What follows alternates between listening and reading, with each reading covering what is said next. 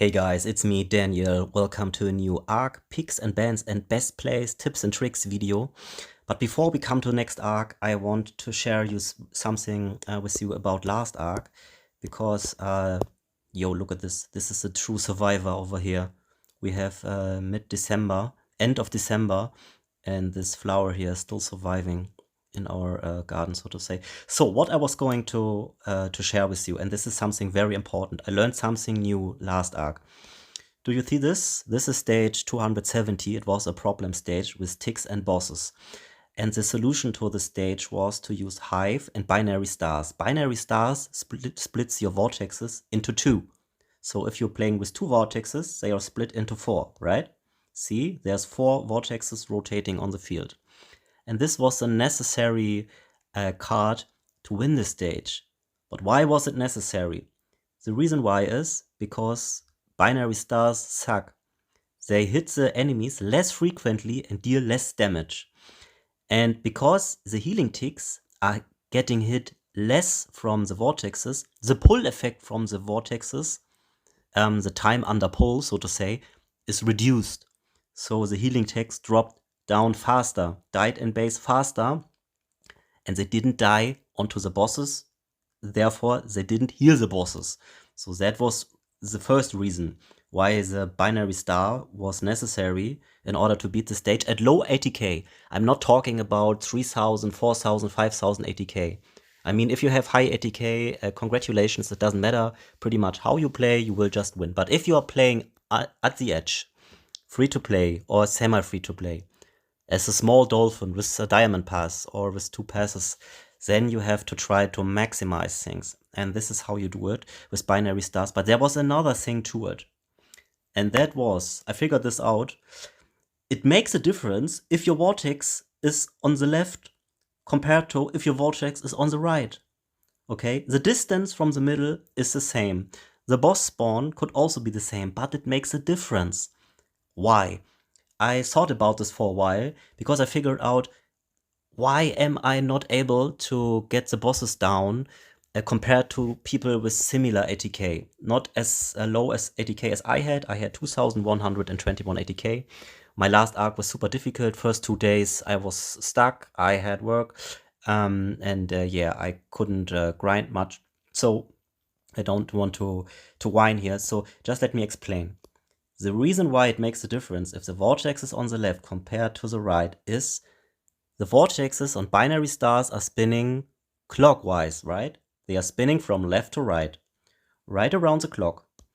And if they are spawning on the left side, because the outer vortexes that are hitting the bosses first, as you can see here, they are spinning downwards a little bit, and therefore they are spending more time on the bosses, and therefore they deal more damage on the bosses compared to if the vortex, the gravity vortex cannon is positioned on the right side.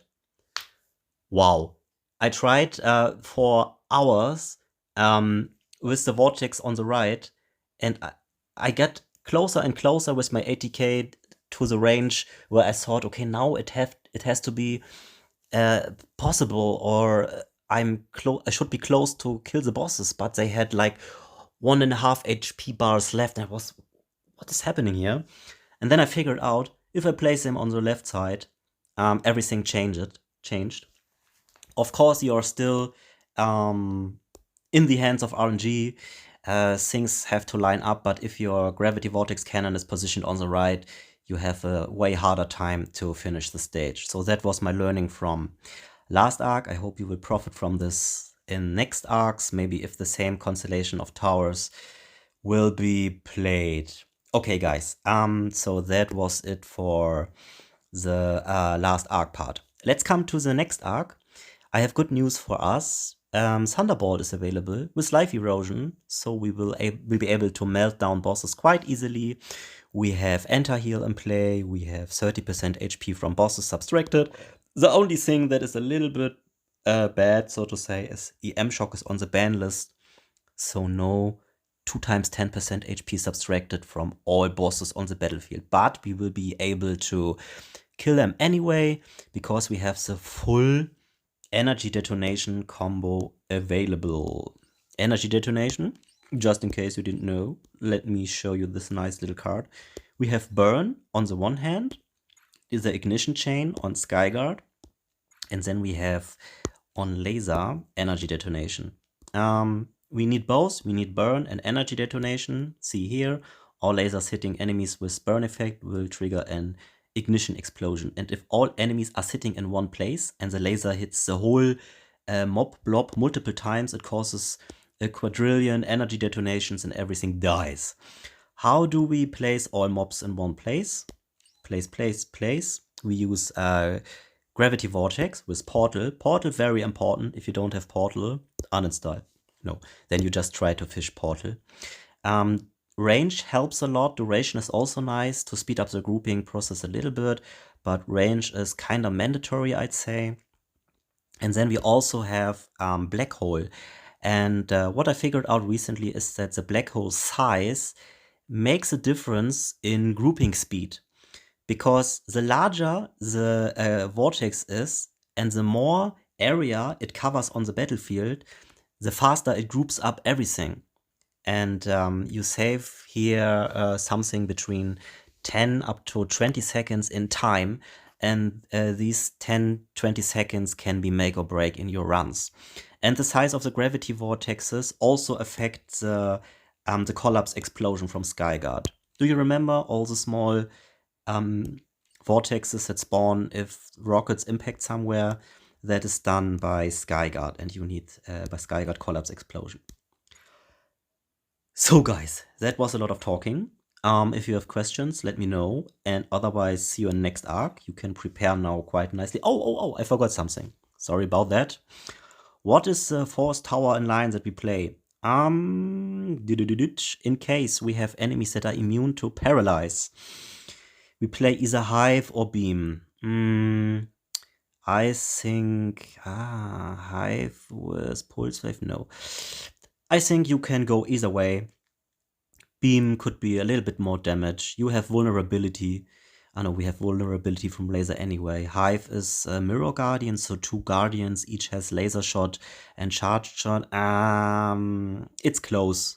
It's close, guys. If you get a few combo cards for Hive, you play Hive as Force Tower, but only if you don't have Life Erosion. If you have Life Erosion, you play Thunderbolt, of course.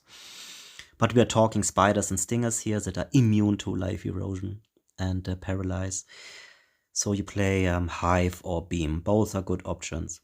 And if you come along this combo, just in case it's early in the arc and you don't have all cards unlocked, you can still use Pull Effect on Vortex and on Vortex combined with Firewheel, I meant, and put in Aeroblast for Firewheel shotgun shells. This is also a combination that deals very, very much damage. Oh, now that I'm talking about it, actually, that is the second combo that you could play.